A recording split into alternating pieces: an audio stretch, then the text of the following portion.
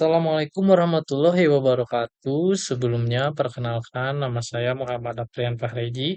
Saya merupakan mahasiswa Universitas Terbuka UPBJJ Bandung. Pada kesempatan kali ini saya akan mengerjakan tugas 2 pada mata kuliah MC 4401. Oke, kita langsung saja ya pada soal tugas kedua. Oke, di sini kita memiliki soal yang memuat buatlah proyek baru untuk menampilkan data API nama-nama cryptocurrency. Kemudian ini ada link cryptocurrency yang akan ditampilkannya dan tampilan yang harus ditampilkan ada seperti ini ya.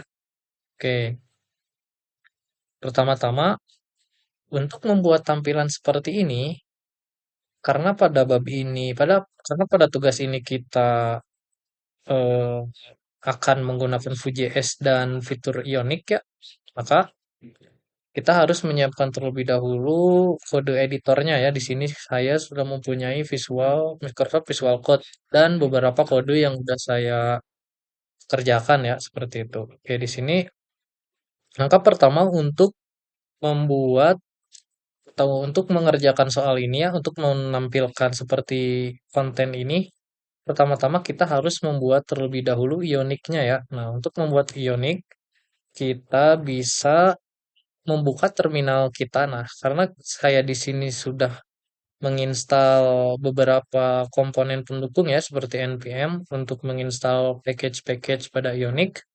Saya cukup membuka saja terminal, kemudian yuk terminal.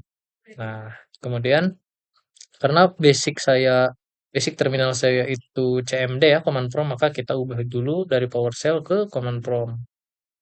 Nah, selanjutnya langkah pertama untuk membuat folder Ionic yaitu kita harus membuat folder folder yang akan digunakan untuk menyimpan Ionic tersebut ya. Misalkan di sini saya akan coba cd coding, kemudian coba 3 misalkan. Bentar. Nah, nah di sini misalkan saya akan membuat lagi dir langsung satu misalkan, langsung dua ya misalkan. Nah, setelah kita buat foldernya, kita langsung instalasi saja Ionic-nya menggunakan sintak Ionic start, kemudian masukkan nama folder baru yang akan dibuat ya, di mana folder tersebut berisi package-package dari Ionic seperti itu. Misalkan di sini saya akan memberi nama tes saja ya, tes, kemudian masukkan blank aja. Blank ini yaitu untuk nama dari eh, tampilan ya, nama dari page yang akan kita buat seperti itu. Kemudian tipenya jangan lupa karena di sini kita menggunakan Vue.js ya, maka tipe yang akan kita instalasikan yaitu Vue.js. Seperti itu kita klik enter saja. Nah, di sini setelah kita klik enter akan muncul informasi mengenai download dan ekstrak Blank. Blank ini adalah nama aplikasi yang kita buat ya, seperti itu. Kita tinggal tunggu saja. Nah, setelah setelah tahapan ini ya, setelah tahapan instalasi, disebutnya instalasi aplikasi yang akan kita buat selesai, maka tampilannya akan seperti ini ya. Nah, ini tampilan sebelah kanan saya ini ya, yaitu tampilan tampilan aplikasi yang baru dibuat ya dari command prompt tadi seperti itu. Nah, untuk strukturnya, di sini, nah ini di sini ada beberapa file dan beberapa folder di sini. Nah, untuk menyelesaikan tugas dua ini ya, untuk menyelesaikan tugas dua ini, karena kontennya di custom seperti ini untuk menampilkan cryptocurrency, maka yang harus diubah ada beberapa file ya. Yang pertama yaitu ada pada file source atau src, kemudian view, satu lagi yaitu homepage.view. Nah, homepage.view ini berfungsi untuk menampilkan konten yang ada pada website localhost yang nantinya akan di-generate pada Ionic server seperti itu. Nah, di sini kalau dalam HTML biasanya kita sebut index ya, index.html atau konten utama ya, seperti itu untuk ditampilkan pada website. Nah, di sini untuk konten yang akan ditampilkan Ionic terletak pada ion konten full screen true, kemudian sebelah sini ya, div container ya. Nah, ini saya ada yang sudah dikasih tandanya ya di sebelah kiri.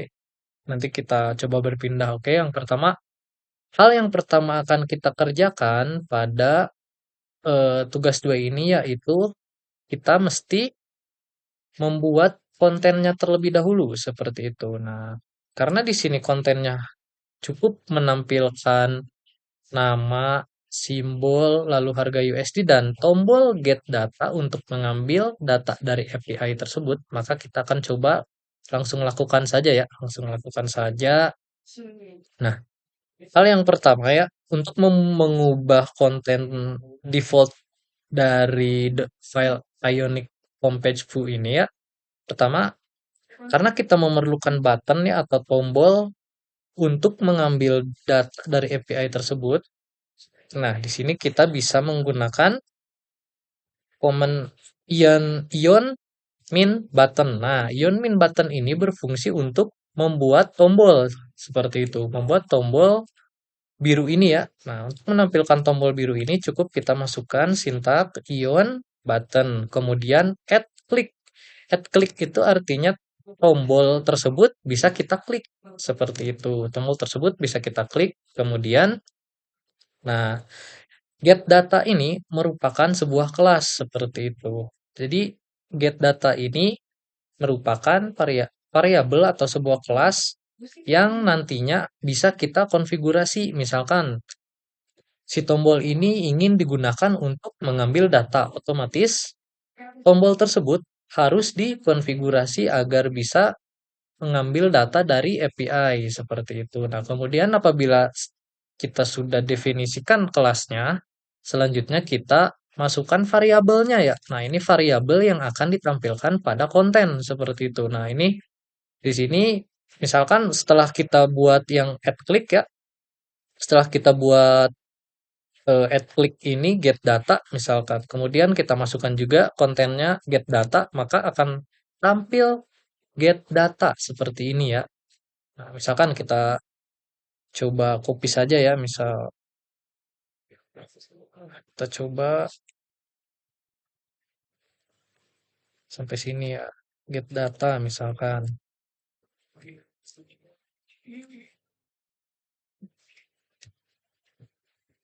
Nah, pindahkan ke sini nih.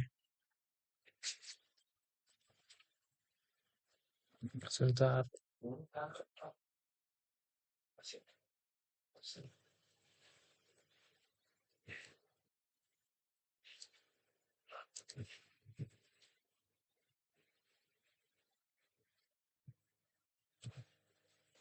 Kita pakai ini saja lah ya. Nah, biar tidak pusing ya. Copy paste kita langsung tampilkan saja ya. Nah, misal kita coba lihat ya untuk menampilkan ion button ini nih.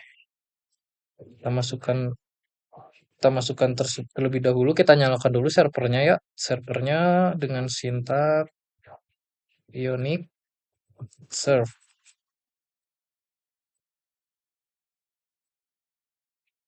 Nah, di sini sudah jalan ya ionicnya. Nah, jadi untuk ion button ini ketika kita masukkan add click maka ini bisa diklik ya. Nah, ini kursor saya sudah berganti menjadi kursor tangan ya, di mana button ini bereaksi ya atau bisa diklik seperti itu. Nah, kemudian untuk get data ini juga bisa menampilkan tampilan di sini. Nah, misalkan kita ubah, misalkan jadi ambil data, kemudian kita save ya. Nah, di sini juga akan berubah menjadi ambil data. Jadi yang bagian ini tuh biasa disebut kontennya ya seperti itu. Nah, kemudian setelah kita buat tombol seperti ini. Selanjutnya kita perlu membuat tabel ya. Tabel yang ada di soal ini. Sebentar saya perlihatkan lagi. Nah, harus membuat tabel yang akan ditampilkan seperti ini. Nah, untuk membuat tabel, di sini kita bisa menggunakan sintak ini ya. Table class center. Nah, di sini table berfungsi untuk membuat kotak ya, atau tabel. Kemudian kelas ini saya gunakan agar tabel tersebut bisa rata tengah ya, seperti itu atau center ya, posisinya seperti itu. Jadi saya membuat kelas center. Kemudian di sini juga saya ada div ya, div ID container. Nah, kelas container ini juga saya buat agar tombol get data ini bisa berada di tengah sebagaimana yang ada pada soal seperti itu. Nah, sebagaimana seperti ini. Kalau kalau misalkan kita hilangkan ini, maka yang akan terjadi pada tombol ini tidak akan di tengah ya. Misalkan nih kita hilangkan. Nah, kan berada di kiri seperti itu. Jadi standarnya kalau misalkan kita tidak menggunakan div tersebut, maka tombolnya akan berpindah ke sebelah kiri seperti itu. Misalkan kita kembalikan lagi ya. Nah, sini sudah sebelah kanan. Oke, sebelah kanan, sebelah tengah. Seperti itu. Oke, selanjutnya kita lanjut ke table ya. Table kita definisikan, kemudian untuk ininya ya karena pada soal itu tengah, maka kita gunakan kelas center yang dimana nantinya kita akan menggunakan CSS seperti itu supaya lebih mudah. Oke, kemudian karena ini tabel, maka kita perlu menggunakan sintak TR ya atau table rows. Seperti itu untuk menciptakan rows atau kolom-kolom ya pada tabel seperti itu. Nah, ini kita cukup menggunakan TH aja, tabel header. Ini tuh judul ya, seperti itu judul seperti yang ada di sini ya. Misalkan saya menggunakannya name, name, simbol, lalu harga USD ya. Nah, kita cukup masukkan saja kontennya name, simbol, lalu harga USD. Jangan lupa karena sudah beres, kita tutup menggunakan TR seperti itu. Nah, setelah ditutup menggunakan TR, selanjutnya, karena yang akan kita lakukan itu menampilkan suatu data dari API, maka kita memerlukan sintak v-for. V-for itu berfungsi untuk mengambil suatu array dari data dan menampilkannya pada suatu tabel. Seperti itu. Nah, untuk menggunakan sintak v-for, kita cukup memasukkan tr kembali ya, tab rows, lalu v-for. Nah, ini v-for sama dengan item in coin. Nah, item ini kita gunakan sebagai variabel untuk mengambil array-array atau untuk men-trigger pengambilan array pada suatu API seperti itu. Nah, kita masukkan saja misalkan namanya item. Nah, untuk variabel ini bisa bebas ya, asalkan harus konsisten seperti itu. Misalkan di sini karena saya menggunakan variabel item, maka setiap array yang akan saya ambil itu awalannya harus menggunakan item seperti ini. Nah, ini saya akan mengambil data nama, simbol, lalu harga USD. Maka variabel pertama pada array yang akan kita ambil harus item, misalkan dot name. Name ini yaitu headernya ya, atau data mana yang mau kita ambil. Misalkan ini name, kemudian simbol, price USD. Nah, dari mana kita bisa mengetahui ini? Saya bisa mengetahui ini dari link yang telah di-share oleh dosen seperti itu. Nah, di sini kan ada linknya nih yang API ConlorNet API Ticker. Nah, ini kita bisa lihat. Nah, ini adalah TR-nya ya atau TR TH ya maksudnya table header ya seperti itu. Nah, ini judul-judul tabelnya yang ada di setiap kolom ya. Misalkan nih ada price USD, ada rank, ada name ID, ada name juga, lalu ada simbol juga, lalu ada ID ya. Nah, karena di sini kita dibutuhkannya hanya name, simbol, lalu harga USD, maka kita cukup saja mengambil kalau judul yang nama, kemudian di sini ada mana simbol? Nah, ini simbol, lalu satu lagi yaitu price USD seperti itu. Kita cukup masukkan saja menggunakan variabel yang telah kita definisikan tadi, yaitu kalau di sini saya menggunakan item ya, item dot name, item dot symbol, lalu item dot price USD seperti itu. Nah, kemudian di sini ada in coins.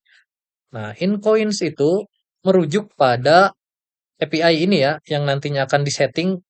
Jadi koin ini berguna, variabel koin ini berguna untuk rujukan API seperti itu. Jadi apabila kita terjemahkan sintak ini, item in coin artinya yaitu item atau data, pengambilan data yang ada pada API. Coins itu sebagai rujukan API seperti itu. Nah, di sini saya menggunakan kata coins biar lebih simple seperti itu. Nah, kemudian key-nya nih, ini disebut sebagai properti ya, properti. Nah, key-nya triggernya item itu apa nih? Misalkan triggernya itu dari ID. Nah, karena di sini juga ada ID ya, ID yang pertama nih.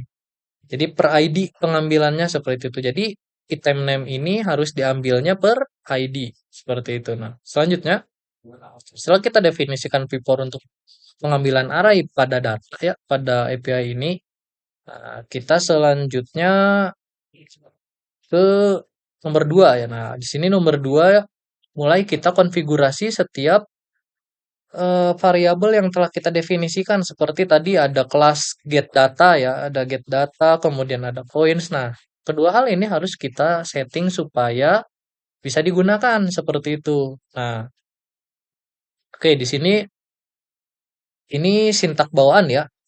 Ini bisa kita lihat pada yang codingan pertama. Nah, ini itu sintak bawaan ya. Script setup lang sama dengan TS. Artinya script ini menggunakan pemrograman TypeScript seperti itu. Oke, ini juga default ya, ini import ion content, ion header berarti mengambil fitur-fitur ya, mengambil fitur yang ada pada Ionic, ada ion content, ion header, ion pack dan sebagainya seperti itu. Kemudian, nah di sini dapat terlihat perbedaannya ya. Nah, di sini yang default itu cukup sampai import ion content saja. Nah, mesti kita tambahkan untuk pada tugas 2 ini yaitu import define komponen. Define komponen itu berfungsi untuk mendefinisikan komponen yang akan digunakan untuk menampilkan API seperti itu. Nah, untuk mendefinisikan komponen tersebut bisa kita ambil dari foo ya. Karena kita menggunakan foo JS ya, maka kita cukup masukkan saja from foo seperti itu. Nah, kemudian setelah kita definisikan ini jangan lupa kita buat terlebih dahulu endpoint access sebagai service, suatu service untuk menjembatani codingan ini dengan API atau untuk mengakses API tersebut kita memerlukan service dengan nama endpoint access seperti itu. Nah, untuk service tersebut kita cukup menggunakan TS ya, TypeScript. Nah, di sini kita bisa langsung buat aja ya. Misalkan nih, saya coba praktekkan untuk membuatnya. Nah, ini bisa kita langsung buat aja di Search. Kemudian kita pilih yang ini ya. Kalau misalkan penggunanya pakai Microsoft Visual Code, kita cukup new folder. Namanya misalkan service. Kemudian kita buat lagi dari service ada endpoint access seperti itu. Nah, setelah ini baru kita buat filenya yaitu index.ts. Nah, kita lihat ya index.ts. Nah, yang pertama untuk menggunakan endpoint access atau menggunakan service endpoint access yang dimana digunakan sebagai penghubung antara coding dan API, kita mesti menginstal package yang bernama Axios seperti itu. Nah, bagaimana caranya? Cukup menggunakan npm saja ya untuk npm untuk Axios ini ya, tinggal bisa kita install pada terminal yang telah kita setting seperti itu. Misalkan di sini ya pm install misalkan Axios seperti itu.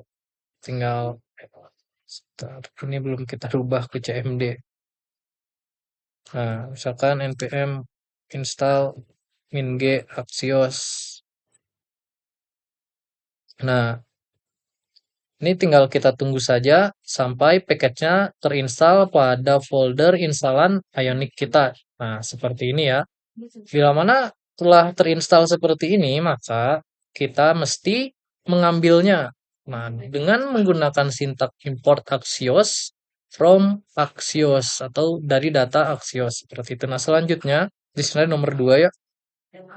Setelah kita import atau kita panggil Axios tersebut, selanjutnya kita harus mendefinisikan kelas yang akan kita beri nama yaitu endpoint access seperti itu ya. Nah, itu kelas endpoint access juga setelah kita definisikan, kita mesti masukkan sintak the URL string ya. Ini menggunakan maksudnya yaitu untuk pengambilan URL dari API seperti itu. Nah, ini misalkan kita definisikan dulu di URL tipenya string lalu konstruktor ya. Seperti biasa konstruktor maksudnya URL lalu ininya string seperti itu. Nah, kemudian this do URL sama dengan URL memiliki makna yaitu variabel di URL itu memiliki isinya yaitu URL dari API yang akan kita ambil. Nah, kemudian di sini ada sintak since ya, atau asynchronous get rest. Nah, sintak ini memiliki fungsi penting yaitu sebagai penghubung ya untuk menghubungkan coding dengan API atau untuk menyambungkan codingan dengan API seperti itu. Nah, di sini ada cons respon yaitu menunggu respon atau setelah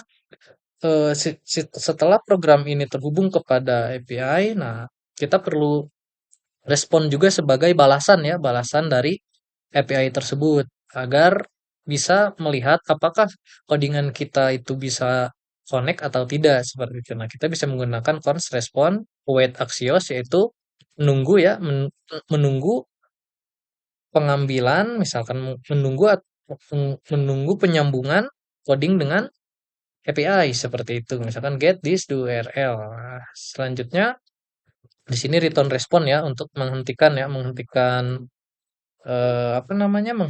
sambungan kalau misalkan telah terhubung seperti itu. Nah, kemudian bila mana kita setelah selesai mendefinisikan atau menyeting endpoint access, selanjutnya kita lanjutkan lagi ke homepage.foo ya. Oke. Nah, di sini kita perlu memanggil endpoint access-nya yang telah kita buat tadi ya. Kita cukup menggunakan import endpoint access from. Nah, ini baru kita gunakan nama foldernya ya, nama penyimpanan foldernya. Nah, di sini karena kita menyimpan di service, kita masukkan saja add service, lalu endpoint access. Jangan lupa pakai titik koma. Seperti itu. Kemudian lanjut. Nah, seperti yang telah saya jelaskan tadi, REST data ini berfungsi untuk mengambil atau menghubungkan coding dengan API seperti itu. Nah, kita definisikan juga ya, let REST data any. Apa saja yang akan diambil seperti itu. Jadi kita tidak spesifik ya, kita umumkan terlebih dahulu. Jadi pilih any. Nah, kemudian kita ekspor default define komponen, pendefinisian komponen. Nah, name misalkan namanya home. Kemudian kita masukkan data ya. Data ini sebagai data yang akan diambil. Data return. Nah, ini baru kita setting ya untuk nama yang ada pada table ini ya atau array in coins. Misalkan API tersebut memuat data array bernama coins seperti itu. Nah, itu baru kita setting coins as any. Nah, ini memiliki makna eh, array coins yang akan diambil adalah semua data terlebih dahulu seperti itu. Kemudian ini pendefinisian atau pengambilan data secara umum ya. Selanjutnya, nah ini baru get data. Nah, get data ini berfungsi untuk pengambilan data secara spesifik seperti itu. Nah, kemudian kita bikin REST data sama dengan new koneksi baru kepada API. Nah, new endpoint access yaitu koneksi baru pada API di mana link API tersebut yaitu http API coinlore.net API ticker seperti itu. Nah, kemudian kita gunakan lagi REST data get REST ya. Artinya pengambilan data pada https API conlore.net seperti itu. Nah, kemudian setelah setelah menghubungkan dan mengambil data, maka API tersebut harus merespon menggunakan then respon any kemudian tanda panah kanan this.coin sama dengan respon data-data. Nah, ini berfungsi untuk menampilkan data-data API pada V4 ini ya, pada pengambilan V4 ini. Jadi settingan yang saya blok ini berfungsi agar codingan V4 yang telah kita buat ini dapat berfungsi ya, atau dapat berjalan semana mestinya, yaitu mengambil data name, simbol, lalu price USD seperti itu. Nah, selanjutnya respon data-data slice. Nah, kenapa saya menggunakan slice? Karena pada tugas 2 ini yang ditampilkan hanya satu, 2, 3, 4, 4 4 data saja ya, seperti itu. Maka kita potong slice itu. Jadi yang tadinya apabila kita lihat si API ini banyak ya datanya, nah sebanyak ini misalkan yang perlu ditampilkan itu hanya 4 saja, seperti itu, 4 data saja. Nah, maka kita slice, potong. Kemudian gunakan 0,4. Nah, 0 ini bermakna yaitu pemotongannya bermulai atau mulai dari nomor pertama. Berarti Bitcoin ini kan merupakan ID-nya yang pertama ya. Kita cari. Nah, ini ID pertama. Maka yang akan ditampilkan, yang akan diambil yaitu ini. Nah, bagaimana kalau misalkan kita ubah jadi satu? Nah, kalau misalkan kita ubah ini menjadi satu, maka yang akan tampil pertama pada tabel yang di website kita itu, maka di sini kita lihat saja. Nah, ini ETH ya. Maka yang akan nampil itu yaitu ETH. Nanti kita coba praktekkan ya seperti itu. Nah, misal di sini kita nol saja.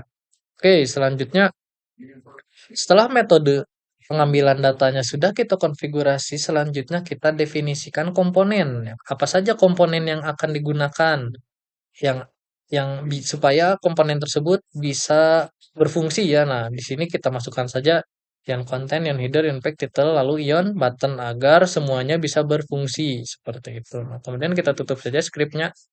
Nah, untuk settingan menampilkan konten name, simbol, harga, lalu tombol get data, lalu data ini sudah sampai sini, sampai itu saja ya. Selanjutnya karena di sini saya menggunakan CSS, maka saya perlu mendefinisikan beberapa hal. Seperti di sini ada center ya. Nah, center ini sebagaimana yang saya awal jelaskan tadi, digunakan agar tombol get data ini berada di tengah konten, di tengah page maksudnya seperti itu. Oke, setelah kita definisikan, kita cukup masukkan saja margin left auto, lalu margin right auto biar menyesuaikan pada kontainer ini ya. Kontainer ini karena posisinya absolute dan text align-nya center, maka dia juga akan menyesuaikan seperti itu. Nah, di sini cukup itu saja sih yang harus kita setting, cukup center saja supaya tombol ini bisa berada di tengah-tengah page seperti itu. Nah, selanjutnya ya, karena di sini codingannya telah kita bereskan, oke, kita coba testing ya menggunakan yang tadi ya, sintak tadi, yaitu eh, Ionic Serve seperti itu untuk menyalakan terlebih dahulu aplikasi kita ya. Di sini kan tadi kita udah pernah nyalain. Nah, ini nih. Nah, ini misalkan kita ganti lagi ya namanya menjadi get data. Sip. Nah, ini sudah berubah ya. Nah, ini kita coba ya apakah nampil atau tidak, kita klik dulu. Nah, di sini sudah nampil ya. Di sini ada 4 data yang ditampilkan yaitu Bitcoin, Ethereum, Tether, dan XRP ya. Sama halnya seperti ini ya. Satu, 2, 3, 4 seperti itu. Nah, untuk kenapa ini tampilnya hanya 4? Sebagaimana yang saya jelaskan tadi yaitu pada si data ini ya. Nah, misalkan kita tidak akan menggunakan slice. Nah, apabila slice tersebut tidak kita gunakan, yang akan terjadi yaitu data tersebut akan muncul semuanya. Misalkan kita klik ya, kita hapus slice-nya lalu kita klik. Nah, nih, apabila kita tidak menggunakan slice, maka datanya akan muncul semuanya. Seperti itu. Nah, misalkan saya tidak ingin menampilkan 4 data, saya pengen menampilkan 5 misalkan. Nah, kita sama halnya seperti tadi, kita cukup menggunakan slice, lalu misalkan dimulainya pengen dari nomor 2, misalkan kita masukkan saja 2, lalu berapa yang nampilnya, misalkan tadi 5 ya, 5, 2,5 berarti kita save. Nah, lalu kita coba lagi. Nah, sebentar.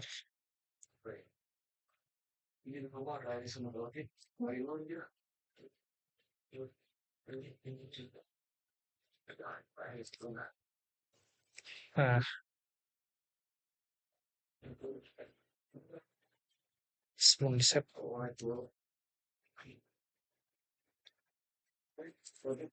Sorry ya. Ah, eh. Nah, misalkan pengen ngambil 5 ya, ngambil 5 misalkan ini 0, kemudian ininya 5. Kita save dulu ya, get data. Nah, ini bisa kita lihat lah 1, 2, 3, 4, 5. Nah, apabila ini kita ubah misalkan jadi 1 ya, 3, 4 ya. Nah, untuk seperti sebagaimana yang saya jelaskan tadi ya, untuk bila mana kita ganti angka awalnya, maka yang tampilan awal itu akan berubah. Yang misalkan nih, ini kan yang dari 0 itu BTC ya, nih kita ganti lagi ke 0. Yang dari awal itu Bitcoin, kedua Ethereum, lalu ketiga Tether. Nah, bila mana kita ubah ininya ya, nolnya misalkan jadi 2, pengen yang dari 2 misalkan. Maka yang akan pertama nampil yaitu Tether ya. Terus kemudian yang pertama kan tadi apa namanya, Ethereum. Nah, maka yang akan tampil yaitu Ethereum seperti itu. Oke, demikian yang bisa saya jelaskan. Apabila terdapat kesalahan pada penjelasan ini, mohon untuk dikoreksi. Terima kasih sebelumnya. Wassalamualaikum warahmatullahi wabarakatuh.